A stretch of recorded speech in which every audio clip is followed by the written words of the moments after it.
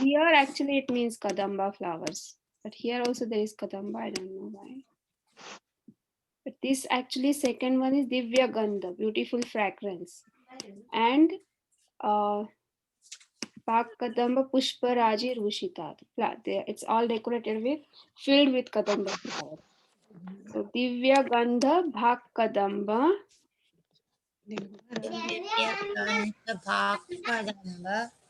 Pushparaji Rushita. पुष्पराजी रोषिता Pushparaji Rushita. पुष्पराजी रोषिता नंद सूनु भक्त संग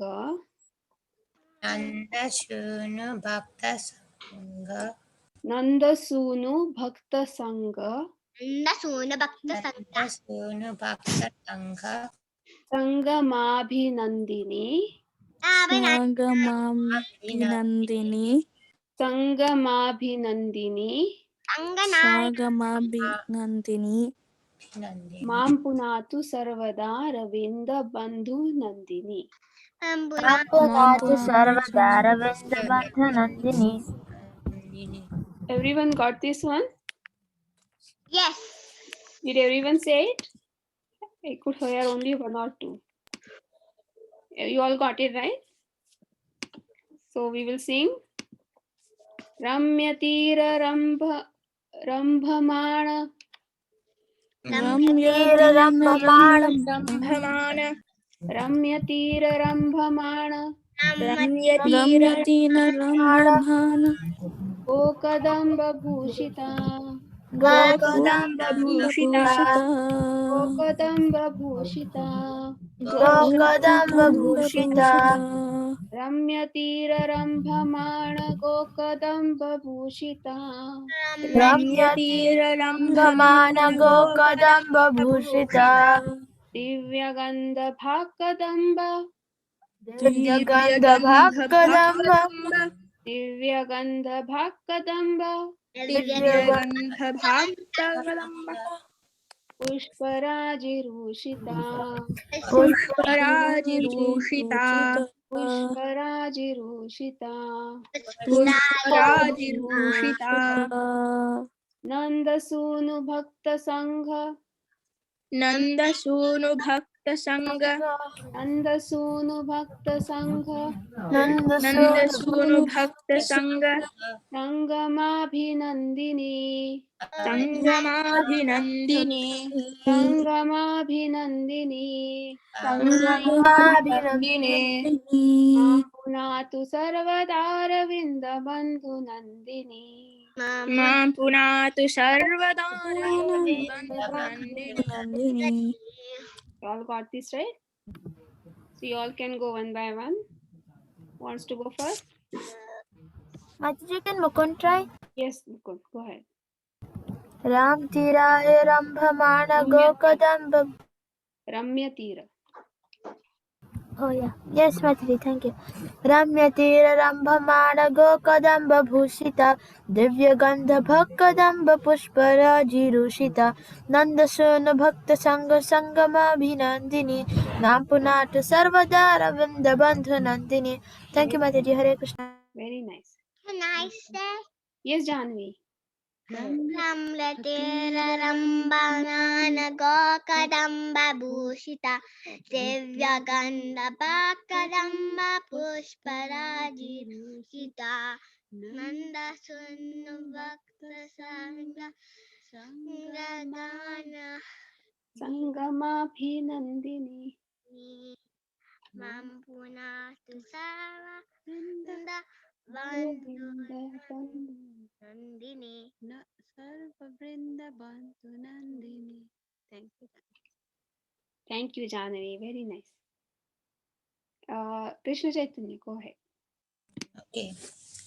Ramyatir Rambhamana Gokadamba Bhushita Divyakanda Bhakadamba Pushparaji Rushita Nandashuna Bhakta Sankha Sangamapi Nandini Mam Punatu Sarvadara Vinda Bandhu Nandini. Very nice, Krishna Chaitanya. Vikyat, go ahead.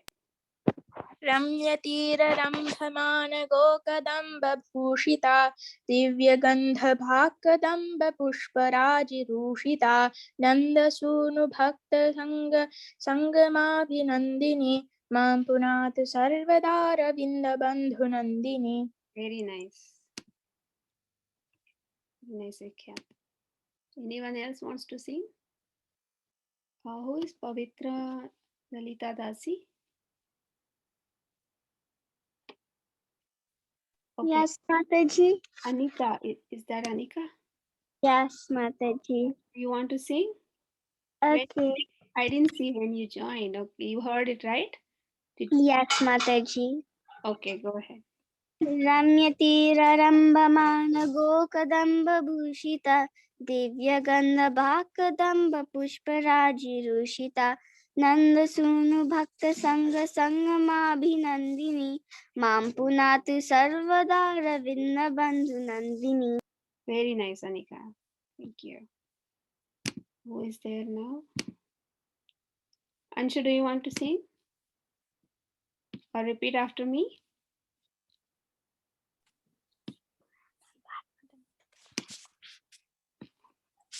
Or we'll go to the next one.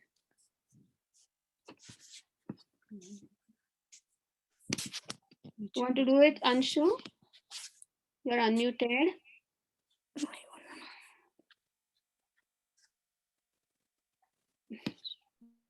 Okay, no problem. So we will move to the next one. Let's read the translation. Who wants to read the translation now? Can we get read Mataji? Yes. May Shri Yamuna, who is the daughter of Suryadeva, who is filled with warblings of thousands of joyful Swans. Mallikaksha swans, who is worshipped by the Vaishnavas, Devas, Siddhas, and Kinnaras, and 1 second. Sorry. no problem. And The slightest scent of the fragrant breeze moving on whose shores stops the cycle of repeated birth and death always purified me. So Yamuna is always filled with, what is it mentioned here? With thousands of joyful Mallikaksha swans, who is worshipped by the Vaishnavas, Devas, Siddhas, and Kinnaras. And the slightest scent of the fragrant breeze moving on whose shores stops the cycle of repeated birth and death. So even the fragrant breeze, which is moving from her shores, that also stops the cycle of repeated birth and death. May that Yamuna always purify me.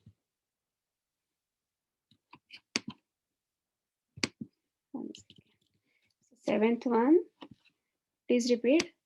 Pulla Paksha Mallikaksha. Pulla Paksha Mallikaksha. Pulla Paksha Mallikaksha. Pulla Paksha Mallikaksha. Hamsa Laksha Kujita. Hamsa Laksha Kujita. Hamsa Laksha Kujita. Hamsa Laksha Kujita. Bhakti Viddha Deva Siddha. Bhakti Viddha Deva Siddha.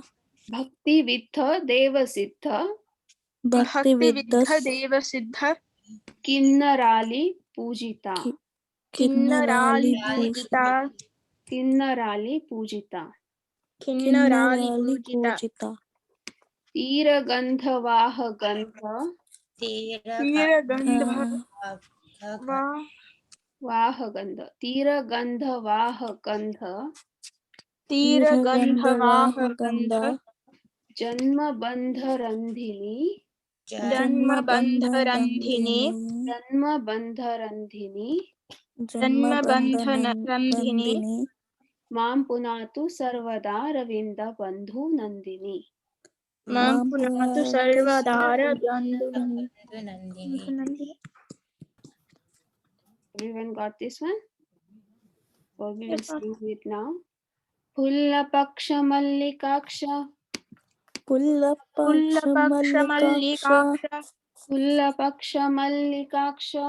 पुल्लपक्ष मल्लिकाक्ष हंसलक्ष कूजिता हंसलक्ष पूजिता हंसलक्ष कूजिता हंसलक्ष पूजिता भक्तिविद्धदेवसिद्ध भक्तिविद्धदेवसिद्ध भक्तिविद्धदेवसिद्ध भक्तिविद्धदेवसिद्ध किन्नरालिपूजिता किन्नरालिपूजिता किन्नरालिपूजिता किन्नरालिपूजिता तीरगन्धवाह गन्ध तीरगन्धवाह गन्ध तीरगन्धवाह गन्ध तीरगन्धवाह गन्ध जन्मबन्धरन्धिनी जन्मबन्धरन्धिनी जन्मबन्धरन्धिनी जन्मबन्धरन्धिनी मां पुनातु सर्वदारविन्दबन्धुनन्दिनी मां मां पुनः पुनातु सर्वदारविन्दबन्धुनन्दिनी wants to go now? Can we get them? Yes. फुल्लपक्ष मल्लिकाक्ष हंसलक्ष कूजिता भक्तिविद्धदेवसिद्ध किन्नरालिपूजिता तीरगन्धवाह गन्ध जन्मबन्धरन्धिनी मां पुनातु सर्वदा रविन्दबन्धुनन्दिनी. Very nice. Good job. Thank you. Mataji, can Mukund go? Yes, Mukund, go ahead. Thank you, Mataji. फूलपक्ष मल्लिकाक्ष हंसलक्ष कूजिता भक्तिविद्धदेवसिद्ध किन्नरालिपूजिता तीरगन्धवाह गन्ध जन्मबन्धरन्धिनी मां पुनातु सर्वदा रविन्दबन्धुनन्दिनी. Thank you, Mataji. Hare Krishna. Wants to go? Next. Someone can go next. Anika, Krishna Chaitanya, Janvi. Mataji, can I go? Can Anika go? Yes, Anika. Go ahead. फूलपक्ष मल्लिकाक्ष हंसलक्ष कूजिता भक्तिविद्धदेवसिद्ध किन्नरालिपूजिता तीरगन्धवाह गन्ध जन्मबन्धराधिनी मां पुनातु सर्वदा रविन्दबन्धुनन्दिनी. Very nice, Anika. Good job. Krishna Chaitanya, go ahead. फुल्लपक्ष मल्लिकाक्ष हंसलक्ष कूजिता भक्तिविद्धदेवसिद्ध किन्नरालिपूजिता तीरगन्धवाह गन्ध जन्मबन्धरन्धिनी मां पुनातु सर्वदा रविन्दबन्धुनन्दिनी. Very nice, Krishna Chaitanya. Yes, you all got it right. Janvi, Anshu, anyone wants to sing? I think Janvi is not there.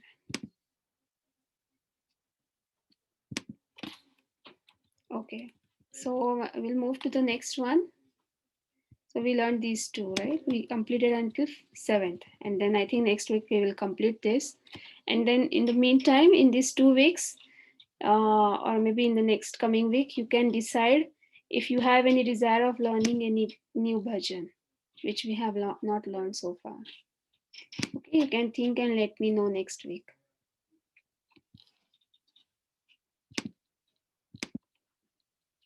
So we will start with this, our Govinda Damodar Stotra. So shall we quickly revise? I think we completed first 13 or 12. So we will keep singing, then we will get to know as and how we go ahead.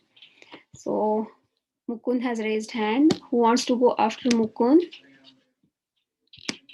All of you know this, right? Yes. Anika, do you know all these verses? No, Mataji. Okay, which any or you don't know at all? Anything single or anything? I don't know at all, Mataji. Okay, so no problem. You can probably listen, or if you feel like you can do it in the in between, you can let me know. Okay. Okay, Mataji. Thank you. Okay. So Mukund, Krishna Chaitanya, and Vikhyat. I think you three can go ahead then, one after the other.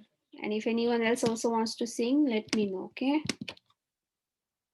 You three go with the sequence, and then again you all repeat. Take another chance, okay?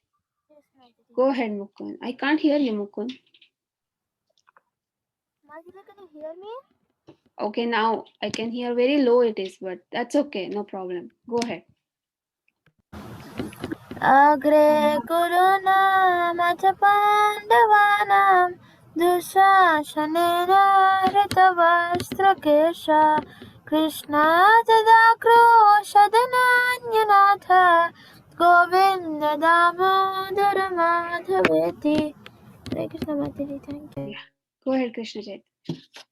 Shri Krishna Vishnu Madhukaitabhare Bhaktanukampen Bhagavan Murare Trayasvamam Keshavalokanatha Govinda Damodara Madhaveti. Kya, do you want to go? Third one? I'll try, Mataji. Yeah. Vikretu kama kila gopakanya murari padarpita chitta vrittihi dadhyatikam mohavashad avochad Yeah, correct. Yes. Govinda Damodar Madhaveti. Very nice, Vikhyat. You got it. Good. Again, you all repeat. Mukund, go ahead. Yes, Mataji. Ulukalesamritatandulamscha Sanghatayantyo Mushule Pramugda Gayanti Gopya Jaritanuraga Govinda Damodara Madhaveti. Very good. Thank you, Mataji. Can you sing this again? This line, Mukund? Yes, Mataji. Sangha Ulukalesamritatandulamscha Sanghatayantyo Mushale Pramugda. Yeah, Pramugdha. Okay, very good. Thank Go you, ahead. Mataji. Hare Krishna. Thank you. Krishna Chaitanya.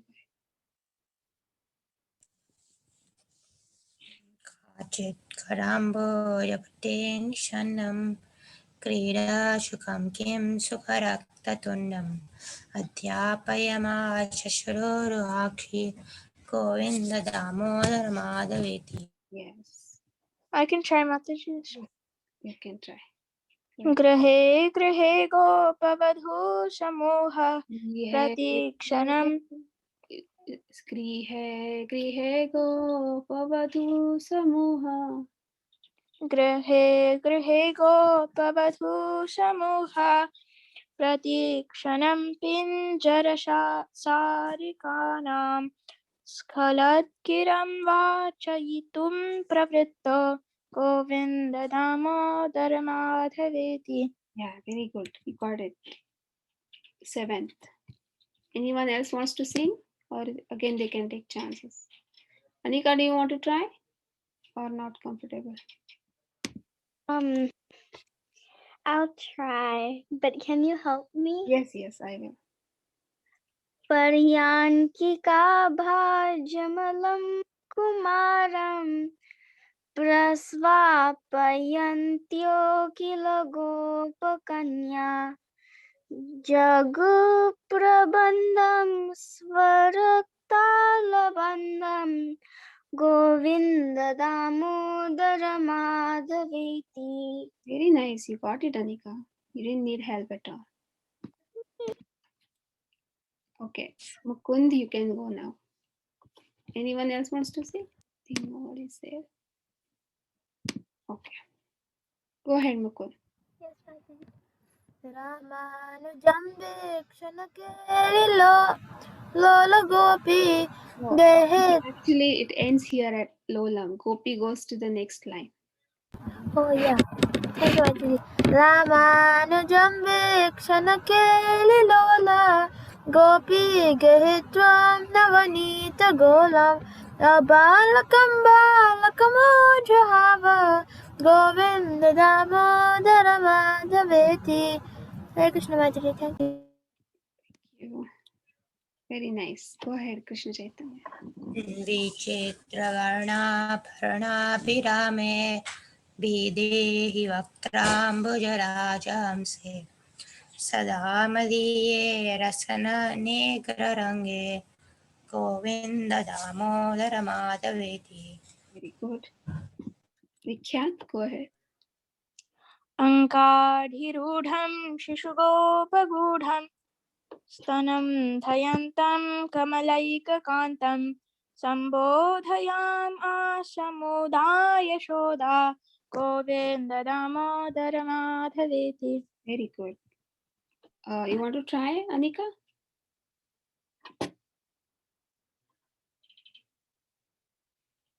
Where are we, Mataji? 11th. क्रीदन्तमन्तर्व्रजमात्मनं स्वं समं वयस्यै पशुपालबालै प्रेम्णा यशोदा प्रजुहाव कृष्णं Govinda Damodar माधवेति. Very good. You got everything correct. Okay. I think we learned the 12th one also, right? Am I right? I don't think so, Mataji. I don't. Think Yeah, I don't think we learned 13. no, 12. I'm asking about 12. I don't think so. Really? Why I was thinking maybe we have learned this 12. See here, being firmly tied to the grinding mortar with a cow's rope by Mother Yashoda. No, we have not done that. We have done 12. Yeah, that's what I was thinking. The translation I remember, but I don't remember the shloka. Okay, what we will do, I will sing, you all repeat, then you all go one by one with this, okay? The 12th one. Yashodaya gadham ulukhalena. Yashodaya gardhamulukhalena. All of you are singing, right? Yashodaya gadham ulukhalena. Yashodaya gardhamulukhalena. Gokantha pashena nibhadyamanam. Gokantapashena nibhadyamanam. Nibhadyamanam. Rurodamandam navanita bhoji. Ramandam Navanita bhoji. Rurodamandam navanita bhoji. Rurodhamandam navanita bhoji. Govinda damodara madhaveti. Govinda damodara madhaveti. All of you got this one? You Yes, remember ma'am. that we finished it, or you still don't remember? I remember it now. You remember it. Krishna Chaitanya, how about you? Remember? No. No. How about you, Mukund? Do you remember that we had done this? I think. You think, okay. You remember a little bit. Anika, did you practice this with us now? Mataji, we have done more than 14. More than 14? Oh, no. Mataji, that's Grihe, Gopa, Badhu. We had done the 14th also? No, Mataji, I got confused. There's another shloka with Grihe, Gopa. That's right. I think we did until 12, but that's okay if we are also repeating. It's like practice. So are you all comfortable with 12th now? Can you all sing one by one? Then we'll go to the 13th one. Can we guess match? Huh? Can we guess sing? Yeah. Go ahead, Vikya. Yashodaya gardhamulukhalena Gokantapashena nibhadyamanam रुरोधमन्दं नवनीतभोजी Govinda Damodar माधवे. Very good. Krishna Chaitanya, go ahead. यशोदयागारमुलुकलेन गोकण्ठपाशेन निबध्यमानं रुरोदमन्दं नवनीतभोजी Govinda Damodar माधवेति. Okay. Mukund? Yes. Matri, you have to recite the sloka. Yes, yes. यशोदया गाधमुलुखलेन गोकान्तपाशेन निवेदयामनं Pratyamanam. निबध्यमानं रुरोधमादां नवनीतभोजी Govinda Damodar माधवेति. Hare Krishna Mataji, thank you. Anika, do you want to sing? Okay. यशोदया गाधमुलुखलेन गोकान्तपाशेन Nibhaddhyamanam. Nibhaddyamanam. निबद्धमानं Gokantapashena nibhaddyamanam. गोकान्तपाशेन निबध्यमानं रुरोधमान्दं नवनीतभोजी Govinda Damodar माधवेति. Very good. Janvi, did you want to sing this? I don't know if she's there. Okay. So now we will go to the 13th one. Someone can someone read the translation? Can I? Yes, Anika. Go ahead. In his own courtyard, Krishna was carelessly playing with a bracelet. A gopi took a ball of butter to him and shutting his eyes with her palm, she distracted him. O Govinda Damodara, Oh, sorry. Did I? O Govinda Damodara Madhava, guess what I have for you?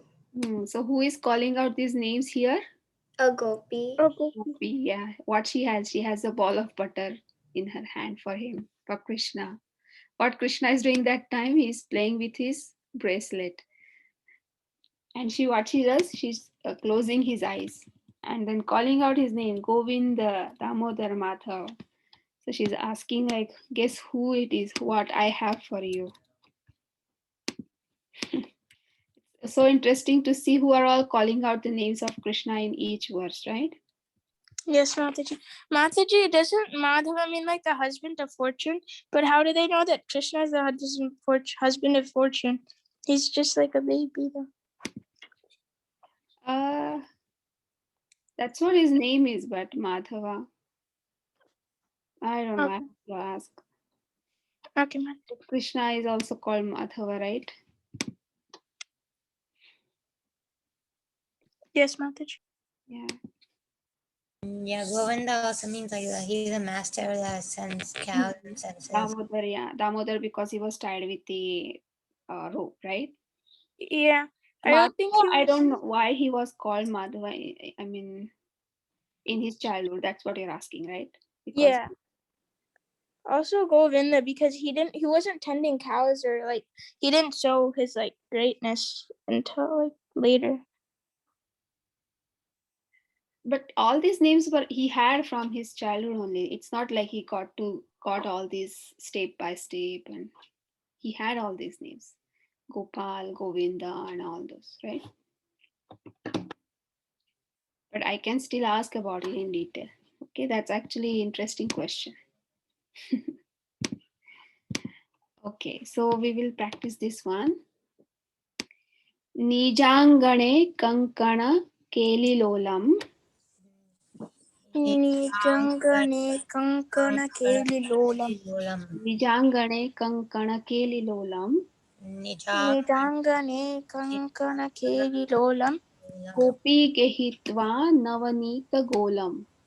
गोपी के हित्वा नवनीत गोलम. गोपी के हित्वा नवनीत गोलम. गोपी के हित्वा नवनीत गोलम. आमर्दयत् पाणितलेन नेत्रे. आमर्दयत् पाणितलेन नेत्रे. आमर्दयत् पाणितलेन नेत्रे. आमर्दयत् पाणितलेन नेत्रे. Govind Damodar माधवेति. Govind Damodar माधवेति. So let's sing. Nijangane kankanale kelilolam.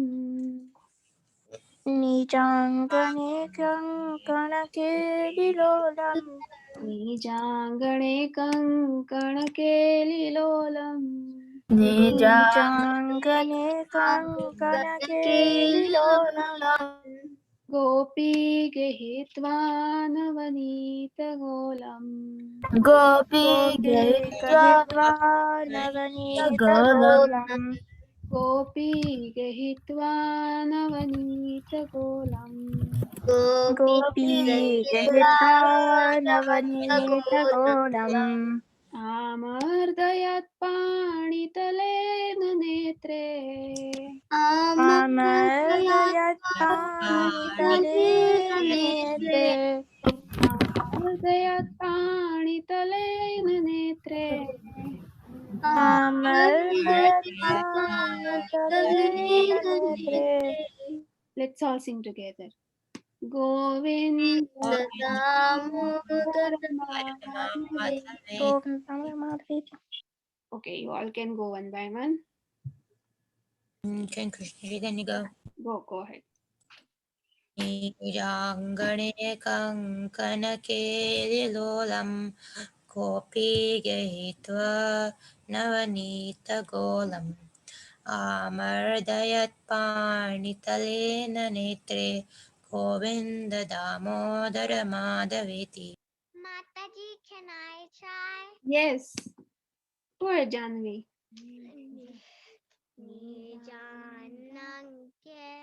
Nijangane Lilolam Gopi Getva Navanita Golam Amardayat Govinda Damodara Madhaveti. Very nice, Janvi. Good job. Next. Can we guess, Mataji? Yes, we can. निजांगने कंकणकेलिलोलम गोपी गहित्वा नवनीत गोलम आमर्दयत् पाणितलेन नेत्रे Govind Damodar माधवेति. Very good, Vikhyat. Akshita, you wanted to say? Nijangane kankanakelilolam gopi gehitva navanita golam amardayat panitalena netre govinda damodara madhaveti. Very good. Mataji, can Anika go? Anika, go ahead. Nijangane kankanakelilolam gopi gehitva navanita golam amardayat panitalena netre govinda damodara madhavete. Very nice, Anika. Good job. Now, who wants to go? Mukund or Krishna Chaitanya? Mataji, I went. Oh, you did already? Okay. Okay, Mukund. Mataji, can I? Yes, Mukund. You have to go, right? Nijangane kankanakelilolam gopi gehitva navanita golam amardayat panitalena netre govinda damodara madhaveti. Hare Krishna, Mataji, thank you. Krishna. Very nice. So everyone got the chance, right? Yes. Yes, Mataji. So shall we stop here? So now we can keep this in mind that we learned 13. Okay. Mataji, like last week, I mean the week before last week, I asked like why there was a mark above the M. Oh yes, yes. I didn't see that. I have to see the Sanskrit lyrics of this. And probably I will see if you know about it. Did you find out? No, Mataji, but I noticed like because could you go up a little bit for the 13th verse, 13th one? Yeah. So you see like in Lolam there's a dot above it, and in Golam there's not. I think because in Golam, like after the M it's a vowel, and in Lolam it's a consonant, it's a G. Yeah. So probably yes. Correct. That's a good observation. So here I think there is a consonant here, right? yeah. Yeah, that's a good observation. So but here again, Yeah. mm, Like is in Sanskrit, is it like where it cuts like the syllable instead of ma, it's ma? I was thinking ma is not complete, and that's why in Sanskrit you might have observed, right? There is a Yeah, like a small line.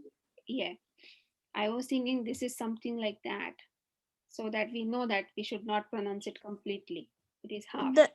Yeah, then what? There's some like there and some not there. No, so I don't know. Then I have to see each and every line in Sanskrit. Then I will see that. I actually didn't get a chance. Whenever you have time, it's not rushing or anything. Yeah. But even now, I want to see why it is like that. So I will see, and definitely I'll tell you next week. And by next week, you all tell me if you have any bhajan in mind to learn. And if I'm able to teach you that, we can take that up. Okay. Okay, Hare Krishna. Thank you all for joining. Hare Krishna. Vancha kalpatarubhyascha kripa sindhu bhaiva Yasha kripa sindhu bhaiva patitana bhavana devashna Anantakari Vaishnava ki Jai Shri Prabhupada. Thank you, Mataji. Hare Krishna. Thank you, Mataji. Hare Krishna. Thank Thank you, Mataji. Hare Krishna. you. Hare Krishna.